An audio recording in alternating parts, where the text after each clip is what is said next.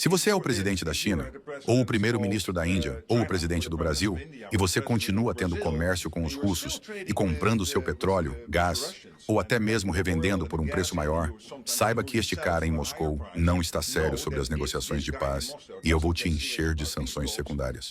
E a carta diz que você vai pagar uma tarifa de 30%, 35%, 25%, 20% e, em um caso, 50%. É o Brasil, porque o que eles estão fazendo com seu ex-presidente é uma barbaridade. O Brasil recebeu inúmeras ameaças e uma série de declarações consideravelmente nada amistosas por parte de líderes estrangeiros, em particular o presidente Donald Trump e o secretário-geral da OTAN, Mark Rutte. Trump sustenta que o Brasil tem se comportado mal, seja no comércio com os Estados Unidos, seja pelo processo judicial ao qual Jair Bolsonaro foi submetido na justiça brasileira. Mas as reais motivações de Trump e de Rutte estarem tão descontentes com o Brasil podem estar mais para longe de Bolsonaro do que você imagina. Por tradição, o presidente dos Estados Unidos não costuma tomar medidas no campo internacional baseadas puramente no campo das emoções e compaixão. Este tema eu compartilharei com vocês com a ajuda de dois especialistas. O primeiro, Robson Farinazzo, analista de geopolítica e editor-chefe do canal Arte da Guerra. E o segundo, Alexandre Galante, editor da trilogia Forças de Defesa. Seja por razões estratégicas ou passionais, quando Trump anunciou uma taxa de 50% sobre produtos brasileiros a entrar em vigor já em agosto, dizendo que a justiça brasileira precisa largar o pé de Bolsonaro, será que estamos tendo uma violação da nossa soberania? Eu acredito que é uma violação à soberania brasileira. E também é um desrespeito à separação dos poderes, né? Mas eu vejo também que é uma ação estratégica dos Estados Unidos a longo prazo contra o Brasil e contra o BRICS, porque é de interesse dos Estados Unidos que no futuro o Brasil não tenha que o Brasil tenha um governo alinhado aos Estados Unidos. O Trump ele usa os métodos que ele tinha aí como especulador imobiliário em Nova York, que ele deve ter aprendido com a máfia para lidar com nações. Não é assim que as coisas funcionam no mundo polar que nós estamos caminhando. O Brasil é um país soberano e sempre teve um relacionamento bom com os Estados Unidos. Nosso relacionamento com os Estados Unidos tem mais de 200 anos. Acho que foi o primeiro país a reconhecer a independência do Brasil. Quer dizer, esse homem ele está colocando tudo abaixo, não vai funcionar e ele vai acabar destruindo a coisa mais importante que os Estados Unidos tinham no Brasil, que era soft power. A mudança brusca de Trump na sua abordagem com o Brasil se deu, coincidência ou não, dias após no Rio de Janeiro ter ocorrido a 17ª cúpula do BRICS. Entre os desenvolvimentos mais importantes da cúpula do Rio estava o firme compromisso de promover a soberania financeira entre os Estados-membros. Foi dada especial ênfase à transição para transações em moedas nacionais, uma iniciativa de longa data defendida pelo Brasil e vários outros países do BRICS. Os líderes endossaram essa direção, reconhecendo a necessidade de reduzir a dependência das moedas de reserva dominantes. Uma péssima notícia para o dólar. A razão é simples. Se o dólar é menos usado no comércio internacional e como moeda de reserva, logo os Estados Unidos perdem considerável poder no mundo, já que é o único país emissor do dólar norte-americano. Na cúpula, o presidente russo Vladimir Putin ressaltou que essa não era apenas uma medida econômica, mas uma ação geopolítica destinada a fortalecer a soberania das nações participantes e isolá-las da pressão externa. Por sua vez, Lula também defendeu o maior uso de moedas nacionais no comércio entre os países do BRICS. Não esconde o desejo da criação de uma moeda internacional que ocupe o lugar do dólar e, ao mesmo tempo, tenta trabalhar para o desenvolvimento de sistemas de pagamentos internacionais que substituirão os dos Estados Unidos. E é óbvio que os Estados Unidos não estariam contentes com tal política brasileira. O objetivo, eu vejo os Estados Unidos agindo no longo prazo para afastar o Brasil do BRICS e da China. Então, é interessante para os Estados Unidos que essa interferência na política interna do Brasil, visando, né, uma volta de um governo alinhado aos interesses dos Estados Unidos. Eu vejo que é uma ação, né, visando realmente essa mudança na política interna brasileira, né, através da interferência na justiça, né, na justiça brasileira, para que o populismo de direita volte ao Brasil. Um fato interessante é que, enquanto Trump prometia sanções ao Brasil, a Embaixada dos Estados Unidos em Brasília fortalecia a fala de seu presidente, fazendo algo raríssimo. Em nota, a representação diplomática acusou o Brasil de estar perseguindo politicamente o ex-presidente Jair Bolsonaro. Mas o caso não é se há ou não há perseguição contra o ex-presidente, mas o que motiva os Estados Unidos a fazerem tal tipo de reação. E pode ter certeza, não se trata de defender a democracia no Brasil, mas os interesses dos Estados Unidos aqui. Eu acho que o tarifaço tem a ver mais com o BRICS, com essa integração do Brasil com o país do sul global. Ele deve ter usado o caso do Bolsonaro, Trump usou o caso do Bolsonaro como um pretexto, né? Mas eu acho que, independente disso, mais cedo ou mais tarde ele ia voltar as baterias para o Brasil, porque o Brasil é um player muito importante aí nessa nova arquitetura multipolar. Em outras palavras, a política agressiva de Trump contra o Brasil viria de qualquer jeito. Talvez você não tenha ideia, mas o fortalecimento da união entre os países do BRICS é algo preocupante para os Estados Unidos e seus aliados europeus. Se o bloco de países conseguir avançar na sua cooperação em pautas como política monetária, finanças, comércio, direito internacional, tecnologia, diplomacia, política, ambientalismo e outras pautas, se tornará então uma força cada vez mais forte, onde empresas norte-americanas e os interesses dos Estados Unidos vão minguar mais e mais em todos os países do bloco. Os norte-americanos olham com preocupação para o Brasil porque percebem que, aos poucos, o país vai se tornando mais integrado ao BRICS. Há tempos que a China, outro membro do BRICS, se tornou o principal parceiro comercial do Brasil. No campo da energia, o Brasil não para de comprar petróleo russo. Ainda em outubro do ano passado, surgiu a notícia de que, entre janeiro e setembro de 2024, o país comprou em mais de 5 bilhões de dólares derivados do petróleo da Rússia. Mas por quê? Porque eles têm preço relativamente baixo e são de boa qualidade. Ainda durante o governo Bolsonaro, o Brasil já comprava em quantidades consideráveis o diesel russo. Hoje, o país se tornou o maior comprador do produto russo no mercado internacional. Essa foi uma das estratégias do governo brasileiro para não provocar uma alta considerável do preço da energia aqui. Quando os Estados Unidos e a OTAN querem nos punir por tal escolha, é porque eles estão interferindo diretamente na economia do país em um assunto em que o Brasil é soberano. E não pensem que é fácil sair por aí buscando novos fornecedores. A Rússia é um dos maiores produtores de petróleo no mundo.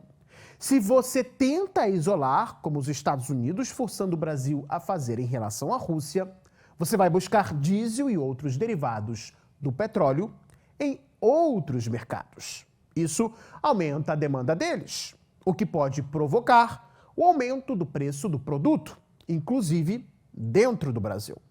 Fora o fato de que se submeter às ordens dos Estados Unidos e da OTAN é nada mais e nada menos que submeter a liberdade de um país à autoridade de outro. Além disso, ao forçar o Brasil para parar de comprar produtos da Rússia, sob o pretexto de que essas compras estariam fornecendo material necessário, ou melhor dizendo, alimentando as Forças Armadas russas no conflito na Ucrânia, seria hipocrisia total.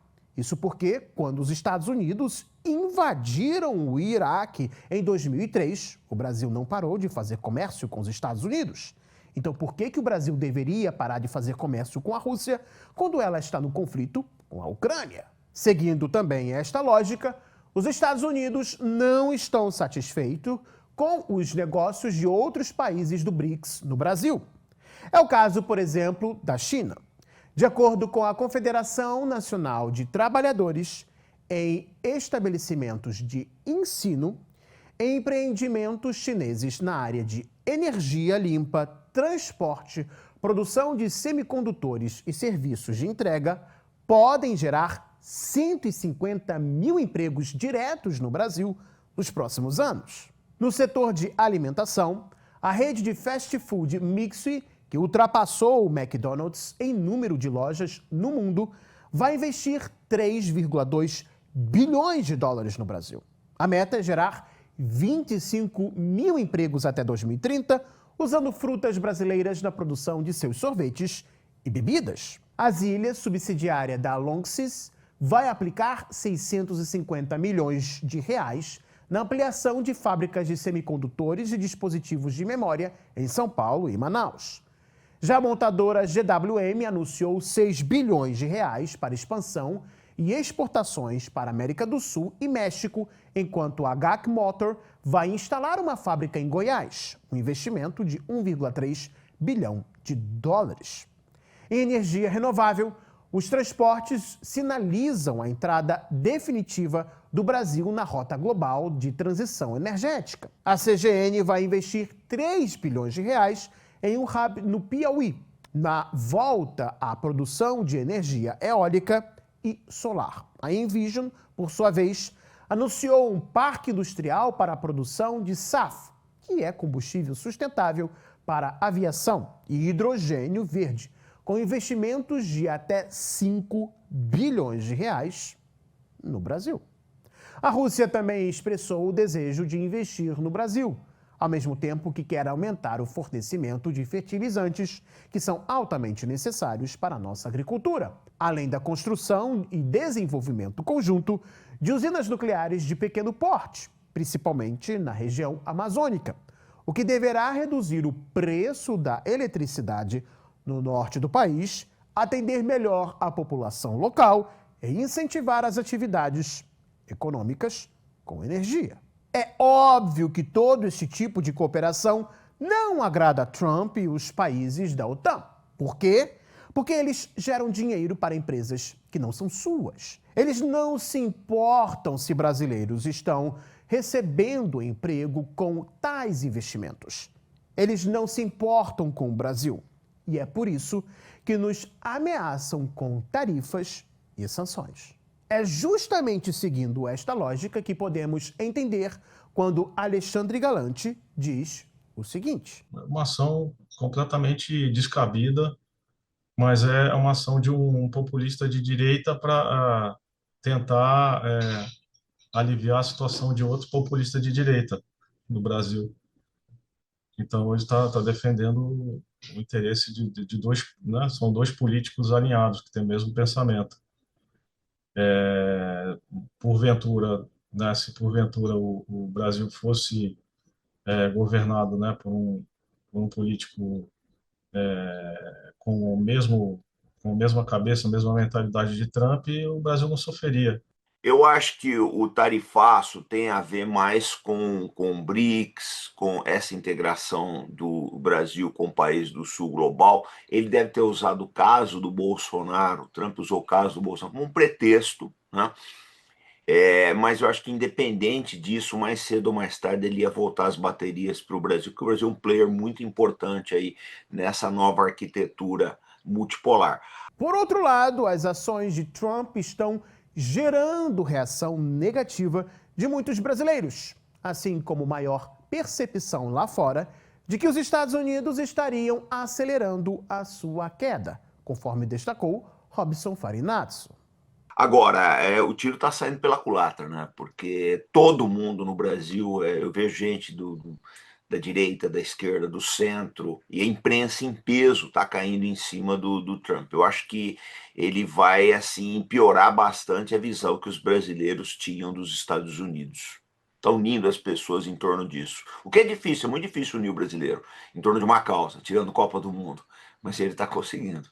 Sim, vai ser os prejuízos para os Estados Unidos, não só no Brasil, no resto do mundo. Eu estava vendo algumas entrevistas ontem no YouTube de especialistas em China, e a China entende que o que os Estados Unidos vai fazer é acelerar o processo, né, de destruição da antiga ordem hegemônica americana, através de toda essa antipatia que o Trump está criando. Né? Mas e as palavras do secretário-geral da OTAN? Será que a aliança militar está se tornando inimiga do Brasil? Se a OTAN está se tornando inimiga, eu não vou assim ser tão taxativo, mas ela nunca foi amiga. Né? Nunca serviu para os nossos interesses, os interesses da OTAN, não se coadunam de forma alguma. Agora, é interessante, né? O Rutte dá essa declaração. Acho que ele não sabe bem como o Mark Rutte, ele vem de um país pequeno, que é a Holanda, e acho que ele não entendeu que o Brasil é um gigante, um país semicontinental com mais de 220 milhões de habitantes. Não dá para o Brasil não é um pequeno país africano que você vai lá, sanciona e tudo acontece. É um país que tem uma indústria, um país que tem boas relações comerciais com o resto do mundo, um país que tem uma excelente formação de quadros técnicos aí, e o Brasil vai acabar procurando outros caminhos. O que vai acabar acontecendo é que o bom relacionamento que nós temos com a União Europeia e que nós temos com os Estados Unidos vai acabar se diluindo e o Brasil vai acabar voltando contra a Ásia. Né? E outra também, vamos supor que o Brasil não acate as ameaças do senhor Mark Rutte nem do senhor Donald Trump. O que eles vão fazer? Invadir um Brasil? Você vai invadir um país de 220 milhões de habitantes? Eu acho que não. Então, o que vai acabar acontecendo é o Brasil se voltar cada vez mais para os mercados asiáticos aí. Essa gente está acelerando essa transição. Essa transição era para ser lenta, ser feita através de décadas. Né? Graças a essas pessoas, ela vai ganhar uma aceleração em termos de meses. Há uma revolta muito grande no Brasil contra essas atitudes mafiosas aí dessas lideranças. Né? Então, eu acho que assim, esses setores que forem mais prejudicados, setores da economia brasileira que forem mais prejudicados por essas ameaças, eu tenho certeza que eles vão procurar outros mercados. Eu vejo a OTAN não como se tornando inimiga do Brasil, mas ela sendo usada pelos Estados Unidos como instrumento geopolítico. E é isso que é a OTAN, né? Depois do fim da União Soviética, a OTAN continuou existindo justamente para isso, né? Como um instrumento geopolítico dos Estados Unidos. Ela está sendo usada como instrumento. Mas eu acho que o Brasil não deve temer esse tipo de ameaça e de retaliação. O Brasil tem como usar a sua diplomacia, né, e os canais multilaterais para resolver essas questões. Mas eu acho que não vão conseguir obter vantagens usando, né, a ameaça de sanções contra o Brasil. O Brasil é um país que tem destaque, né, internacional, é um país que tem relacionamentos, né, importantes, né, com a China, com a Rússia e com outros países. O Brasil vai conseguir enfrentar esse tipo de situação. Mas o que pode vir em seguida? Como o Brasil deve responder? Eu tenho certeza que algumas sanções vão vir, eu tenho certeza que alguns boicotes vão vir, né? Só que o que está acontecendo com os Estados Unidos, principalmente, não vou dizer Europa no momento, mas os Estados Unidos estão sancionando metade do mundo. Quando você começa a sancionar todo mundo, daqui a pouco você é o sancionado, daqui a pouco você não consegue comprar nada de ninguém. Para comprar alguma coisa dos outros, você vai precisar fazer concessões. Então, eu acho que a consequência maior para esses países é o isolamento cada vez, porque nós não podemos mais deixar. Europa e Estados Unidos juntos, acho que representam aí, não sei se dá 10% da população mundial, não sei se dá, acredito que talvez não. Não é possível que 10% da população mundial controla os outros 90% que trabalham, produzem, etc., né? E o pessoal precisa lembrar uma coisa também, a economia chinesa já passou a americana, eles não querem, se nega muito isso, se fala que não, vai em tal ano a China vai, isso é conversa, a China já passou os Estados Unidos, a grande prova é que quase todo o material que a gente tem hoje em dia, principalmente da área eletrônica, da área automobilística, vem da China. Então, essa a gente precisa se adaptar à nova realidade, né? Eu acho que eles ainda pensam que estão no século XIX, quando a Europa e os Estados Unidos formavam um grande bloco hegemônico. As coisas não são mais assim, né? Essa gente está... Apelando para os órgãos multilaterais e usando o seu soft power. O Brasil não tem um poder militar grande, dos BRICS é o país que tem menor, né, poder militar, mas o Brasil tem um soft power muito grande, né? O Brasil é um país querido, que não se mete em guerras, não invade países, não bombardeia populações indefesas, né? Então o Brasil tem um soft power muito grande muitos países do mundo vão concordar com o Brasil e ajudar o Brasil a solucionar, né, esses problemas e enfrentar essas ameaças. Olha, o Brasil sempre optou pelo caminho da diplomacia. Então, há negociações aí encabeçadas pelo vice-presidente Geraldo Alckmin no sentido de contornar essa situação, porque nós temos que lembrar o seguinte, o Trump não é hegemônico no seu radicalismo. Muita gente nos Estados Unidos, inclusive dentro do governo americano, acha que isso não é a melhor solução. Enxergam o Brasil como um parceiro importante. E as pessoas estão abertas ao diálogo. Então o Brasil tem várias opções. Tem a negociação com o próprio governo Trump, tem a Organização Mundial do Comércio, tem a própria justiça americana também, que tem obstado algumas ações de Donald Trump. Em última instância, ele pode retalhar. Nós podemos quebrar patentes, né? Nós podemos taxar também os produtos americanos que entram aqui. Mas eu acho que a melhor solução para o Brasil, e não descartando essas outras, lógico, elas têm que ser adotadas aí em bloco, mas eu acho que a melhor solução para o Brasil é começar a procurar outros mercados. A gente já começa a ver que Europa e Estados Unidos eles estão misturando, né, política com negócios, e isso não costuma dar certo. Você querer impor autoritarismo, né, num setor da vida mundial que se pauta principalmente pelo pragmatismo, boas práticas e principalmente uma boa gestão, né, em que você tem um ganha-ganha, eu acho que isso daí já não tem mais validade, está na hora do Brasil buscar outros mercados. Eu acho que em se tratando de Donald Trump, não existe situação que o Trump não possa piorar, a verdade é essa. Os Estados Unidos têm um longo histórico de piorar aquilo que não vai muito bem. Vou te dar um exemplo. Guerra do Vietnã, o No Zin Zien. Kennedy não gostava do Zien.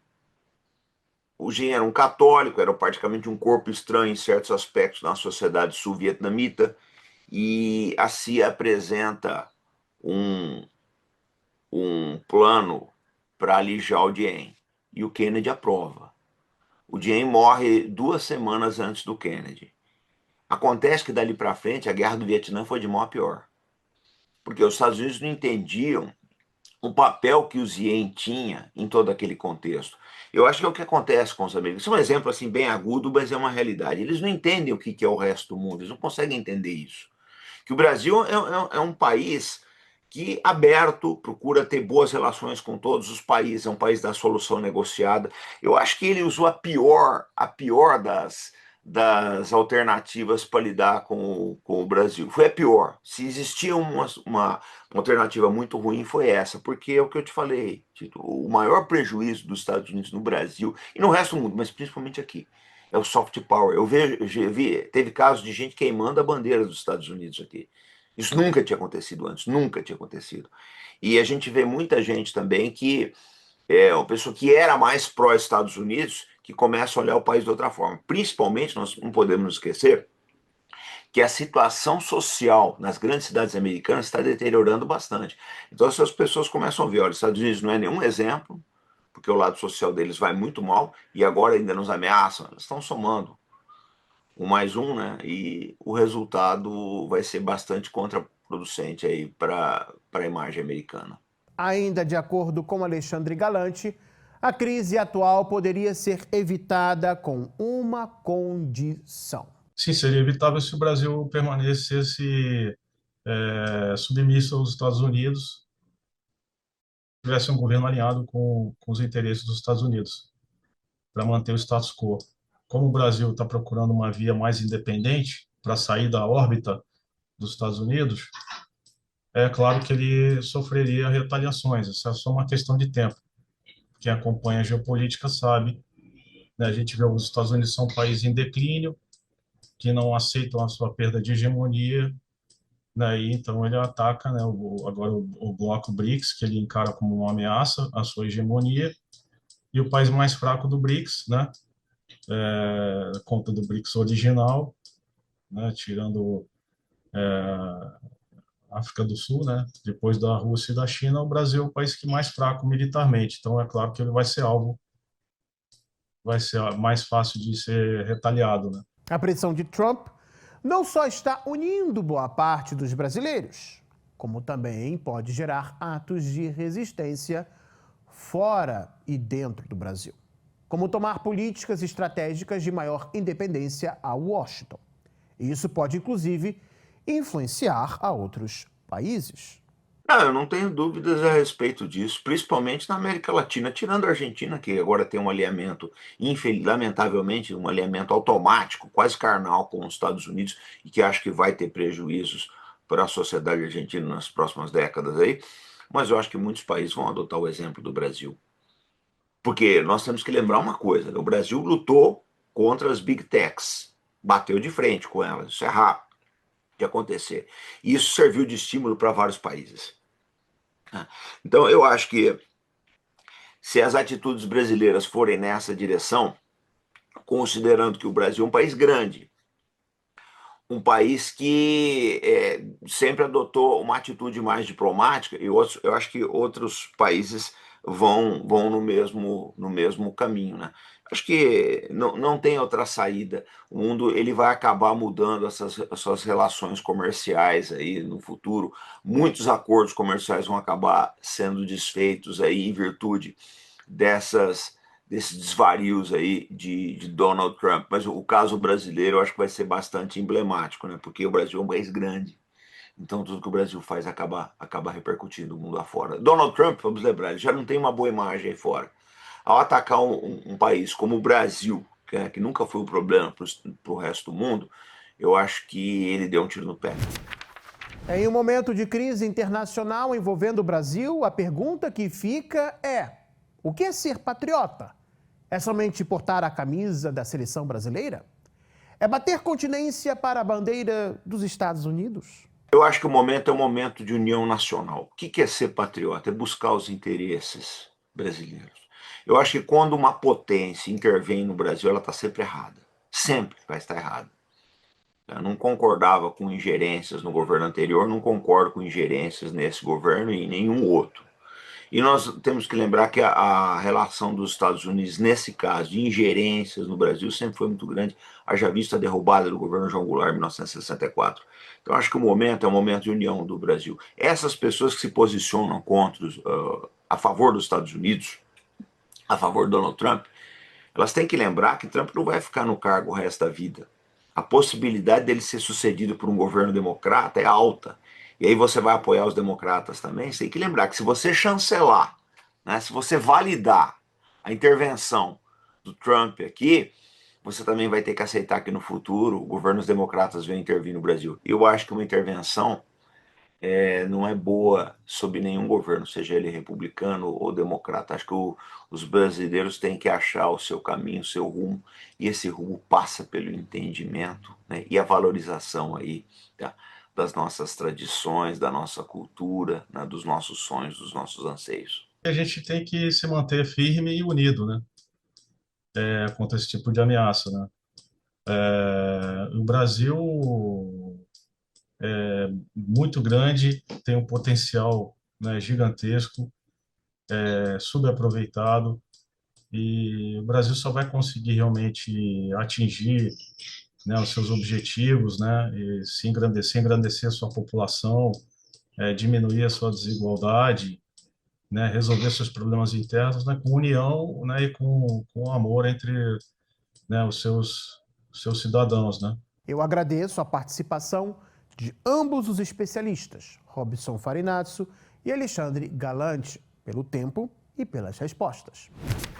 E se você gostou deste vídeo, se inscreva no canal Gazeta do Mundo. Até mais, pessoal. Tchau, tchau.